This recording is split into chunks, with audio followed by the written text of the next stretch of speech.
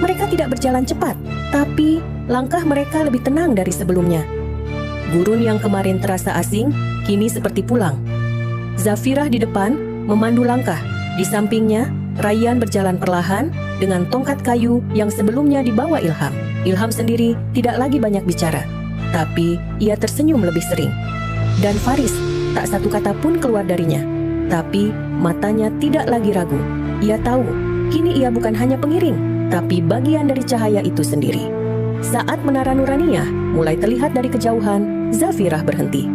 Ia memandangi bayangan istana di ujung langit, lalu menoleh ke Rayyan. "Kak, jika semua ini adalah jalan kita, maka cahaya itu milik bersama." Rayyan menunduk. Ia membuka gulungan kitab kecilnya, lalu menyerahkannya pada Zafirah. "Dulu aku dijaga untuk menuntun, tapi sekarang aku tahu siapa yang pantas memimpin Nur." Pintu istana terbuka tanpa dentang, tidak ada sorak. Yang ada hanya Ratu Inaya, berdiri di gerbang dengan tangan terbuka dan mata basah. Zafirah dan Ilham memeluk ibunya. Rayyan menunduk lalu mencium tangan ibundanya. Dan Faris berdiri satu langkah di belakang, tapi Ratu menatapnya dan berkata, "Orang yang menjaga dengan hati adalah bagian dari keluarga ini." Di dalam istana, Raja Khalid telah menanti. Wajahnya tak berubah, tapi matanya lebih dalam.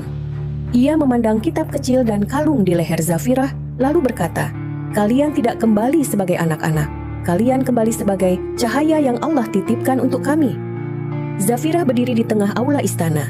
Ia membuka kitab kecil, kalung di dadanya menyala, dan dari kitab itu, cahaya terpancar, membentuk jalinan ayat, bercahaya, melayang ke kubah istana.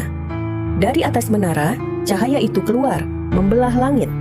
Orang-orang di seluruh Nuraniyah melihat kilau itu, tak bersorak, tapi menunduk dan menangis.